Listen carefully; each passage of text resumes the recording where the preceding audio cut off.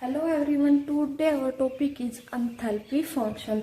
आज हम एंथैल्पी के बारे में कंप्लीट एक्सप्लेनेशन देखेंगे। एंथैल्पी सिग्निफिकेंस और इससे रिलेटेड जो भी चीजें होंगी वो। Enthalpy function, what is enthalpy function? The expression relating the energy change at constant pressure condition is defined by a new state function. जो डिफाइन कर देती है न्यू स्टेट फंक्शन को, उसको कहते हैं हम enthalpy function. For a reversible process and involve only reversible work. तो अब एंथैल्पी फंक्शन के लिए हम इक्वेशन कौन सी हमें पता है, according to first law of thermodynamics D U किसके इक्वल है, डी क्यू माइनस का पी डी वी के इक्वल है। तो इसको हम इक्वेशन फर्स्ट लेट कर लेते हैं। अब हम इसके अंदर ऐड करेंगे डी पी वी। अब इसके अंदर हम क्या ऐड करेंगे, डी पी वी। तो इसका हम अगर डेरिवेटिव करेंगे तो क्या होगा, फर्स्ट फंक्शन सेम सेकंड का डेरिवेटिव, सेकंड सेम फर्स्ट का डेरिवेटिव। डेरिवेटिव क्या करेंगे तो फर्स्ट फंक्शन क्या, P, P same derivative of V plus V same derivative of P. तो ये क्या होगी हमारी इक्वेशन। तो अब हम इसको ऐड करेंगे किसके अंदर, इक्वेशन फर्स्ट के अंदर। तो ये हमारी इक्वेशन आ जाएगी डी यू प्लस का D P V is equal to D Q minus का पी डी वी प्लस का D P V. Both side हमने ऐड कर दिया इसको। ये इसका क्या डेरिवेटिव जो मैंने पहले समझाया था वही है ये। तो अब क्या करेंगे हम इसकी जगह पर इसका डेरिवेटिव पुट करेंगे। डी यू प्लस का D P V is equal है डी क्यू माइनस का पी डी वी। ये तो था ही सेम, प्लस इसकी जगह पे ये वैल्यू पुट करने के बाद इससे ये कैंसिल आउट होके क्या बच जाएगा, डी क्यू प्लस का वी डी पी, ये बच जाएगा। इसको हम बोलेंगे इक्वेशन सेकंड। अब इसके अंदर से हम क्या कर सकते हैं, डी को कॉमन निकाल सकते हैं। डी को कॉमन निकालने के बाद क्या बचेगा, यू प्लस का पी वी, तो is equal to D Q plus का वी डी पी। तो इसको हम नाम देंगे equation third. Since P and V are stable function, P और वी क्या है हमारे स्टेबल फंक्शन है, so product of them is also a state function. The sum v plus का P V is also a state function. जो sum है v plus का P we, ये क्या है, एक स्टेट फंक्शन है। तो इसको ही हम क्या कहते हैं, एंथैल्पी या एंथैल्पी फंक्शन। एंथैल्पी को किस चीज से आप डिनोट करते हैं, h से। h से एंथैल्पी को हम डिनोट करते हैं। तो h is equal to U plus का पी वी होगा, और हम डेरिवेटिव कर देंगे तो डी एच इज इक्वल होगा किसके, डी क्यू प्लस का वी डी पी के। तो या तो हम बोल सकते हैं एंथैल्पी इज इक्वल टू इसके, और अगर डिफ्रेंसिएशन में हम एंथैल्पी बोलेंगे तो डी एच इक्वल होगी डी क्यू प्लस का वी डी पी के इक्वल। अब हम देखेंगे इसकी physical significance of enthalpy function. तो फर्स्ट क्या है, enthalpy is a thermodynamic function of a state variable for a close system. Close system के लिए क्या है, these variable are temperature and pressure. ये वेरिएबल है temperature and pressure. The change in enthalpy for a given change of a state is independent of the path and change is zero over any cyclic path। तो ये क्या कहता है कि ये इसके ऊपर इंडिपेंडेंट है, डिपेंड नहीं है। तो इसका मतलब जो हमारी एंथैल्पी है वो क्या है, एक्सटेंसिव प्रॉपर्टी है। और हमें पता है जो हमारी एक्सटेंसिव प्रॉपर्टी है वो क्या होती है, एक्सटेंसिव प्रॉपर्टी वो होती है जो प्रॉपर्टी मटेरियल की अमाउंट पर डिपेंड करती हो कि मटेरियल की क्या अमाउंट है। तो इसका मतलब ये एंथैल्पी भी क्या है, हमारी एक्सटेंसिव प्रॉपर्टी है। For a close system heat is supplied at constant pressure condition. अगर कॉन्स्टेंट प्रेशर पर हीट अप्लाइड की जाएगी तो प्रेशर कॉन्स्टेंट है तो डी पी किसके इक्वल हो जाएगा, जीरो के। तो डी एच किसके इक्वल आ जाएगा, डी क्यू के, क्योंकि इक्वेशन क्या थी, डी एच इज इक्वल है डी क्यू प्लस का वी डी पी। तो प्रेशर कॉन्स्टेंट है, प्रेशर क्या है, कांस्टेंट, तो डेरिवेटिव करेंगे डीपी किसके इक्वल आ जाएगा, जीरो। अगर डीपी जीरो तो ये कंप्लीट जीरो, तो डी एच किसके इक्वल आ जाएगा, डी क्यू पी के। Thus the change in enthalpy function of the system is equal to the amount of heat exchanged by the system at constant pressure. किसके ऊपर, constant pressure पे।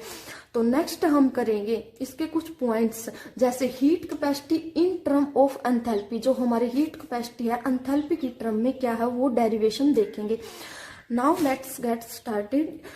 If we take enthalpy of a closed system as a function of temperature and pressure, तो then हमारी क्या होगी enthalpy? dH किसके equal होगा? d curly h by curly t constant pressure और टेम्परेचर। क्योंकि पहले तो हम क्या करेंगे, जो हमारा dH है, enthalpy है, उसका डेरिवेटिव करेंगे एट किसके रिस्पेक्ट में? टेम्परेचर के एट कांस्टेंट प्रेशर, और फिर करेंगे हम प्रेशर के रिस्पेक्ट में एट कांस्टेंट टेम्परेचर। तो हमारी ये इक्वेशन आ जाएगी। डीएच किसके इक्वल हो जाएगा? जब हम टेम्परेचर के रिस्पेक्ट में करेंगे तो D H by D T into का डी टी, और कांस्टेंट क्या हमारा यहाँ पर? प्रेशर, और प्लस का जब हम प्रेशर के रिस्पेक्ट में करेंगे तो करली H by curly P eight constant temperature, D P क्या हो जाएगा? मल्टीप्लाई में एट कांस्टेंट प्रेशर। अगर हमारा कांस्टेंट प्रेशर है तो डी पी किसके इक्वल हो जाएगा? 0 के। तो इसका मतलब ये कंप्लीट क्या हो जाएगा? 0 के। और डी एच किसके इक्वल आ जाएगा? करली एच बाई करली T at constant P T T. ये इक्वेशन कौन सी हो जाएगी? हमारी सेकंड इक्वेशन लेट कर लेंगे, क्योंकि फर्स्ट इक्वेशन इसको नाम दे दिया, तो ये हमारी सेकंड इक्वेशन। तो अब हम कंपेयर करेंगे इक्वेशन सेकंड को और जो हमारी इक्वेशन फिफ्थ थी।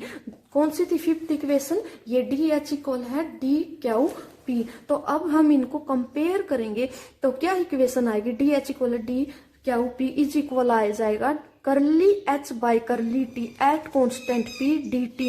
ये इक्वेशन आ जाएगी हमारी थर्ड। तो इसके अंदर हम डी यहाँ पर लेके आएंगे, इसको डी टी को इस साइड ले आएंगे, तो इस साइड आएगा तो क्या आ जाएगा? ये डिवाइड में, तो D Q P by D T is equal हो जाएगा D H by D T P के। ये कौन सी इक्वेशन आ जाएगी? हमारी फोर्थ इक्वेशन। तो हमें पता है D Q P by D T किसके इक्वल है? सीपी के इक्वल होता है। तो अगर ये सीपी के इक्वल होता है तो हम लास्ट इक्वेशन में D Q by D T की जगह सीपी पुट कर देंगे। अगर हम उसके अंदर सीपी पुट करेंगे तो क्या आ जाएगा? सीपी इज इक्वल है D H by D T constant P. ये क्या आ जाएगी? हमारी इक्वेशन आ जाएगी। तो ये क्या आ गई? हमारी heat capacity in term of enthalpy. अब क्या देखेंगे हम? रिलेशन बिटवीन हीट कैपेसिटीज के बीच में रिलेशन देखेंगे। हमें पता है हीट कैपेसिटी जो कांस्टेंट प्रेशर पे क्या होती है, ये पीछे लास्ट इक्वेशन ये की है हमने। पता है कांस्टेंट प्रेशर पे क्या होती है? सीपी इज इक्वल है D H by D T at constant pressure. ये इक्वेशन फर्स्ट। और अगर एट कांस्टेंट वॉल्यूम पे देखें तो वही बात है, तो वॉल्यूम के अंदर कांस्टेंट वॉल्यूम होगी तो डीवी इक्वल हो जाएगा 0 के। तो हमारी हीट कैपेसिटी क्या आ जाएगी? सी वी इज इक्वल है D U by D T at constant volume. ये इक्वेशन सेकंड है। बाय द एंथैल्पी फंक्शन हमें पता है एच इक्वल है यू प्लस का पी वी।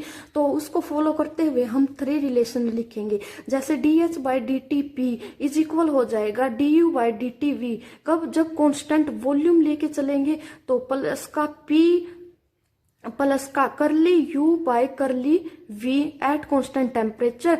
अगर हमने डेरिवेटिव किसके रिस्पेक्ट में किया है? वॉल्यूम के रिस्पेक्ट में। तो अब क्या आ जाएगा? Curly V by curly T constant pressure. तो एक बार कांस्टेंट टेम्परेचर लिया, एक बार प्रेशर। अब हम डेरिवेटिव करेंगे टेम्परेचर के रिस्पेक्ट में। टेम्परेचर के रिस्पेक्ट में करेंगे हम डेरिवेटिव, तो प्रेशर कांस्टेंट हो जाएगा और वॉल्यूम कांस्टेंट हो जाएगी। तो प्रेशर कांस्टेंट हुआ तो D U by D T V plus का वी माइनस का D H by D P T, और इनटू में आ जाएगा curly P by curly T into constant volume.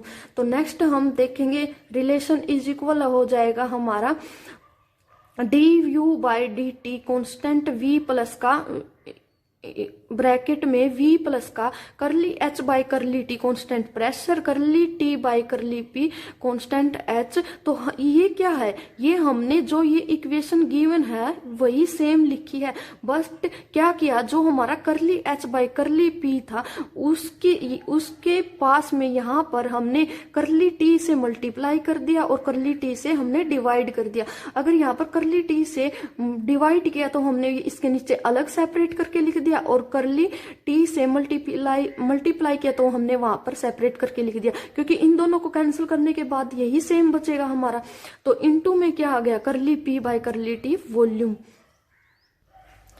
तो तो अब क्या करेंगे, हम रिप्लेस कर देंगे, क्योंकि हमें पता है करली U by curly T at constant volume ये किसके इक्वल है, सीपी के इक्वल है, और करली H bye curly T at constant pressure ये किसके इक्वल था, सीवी के इक्वल।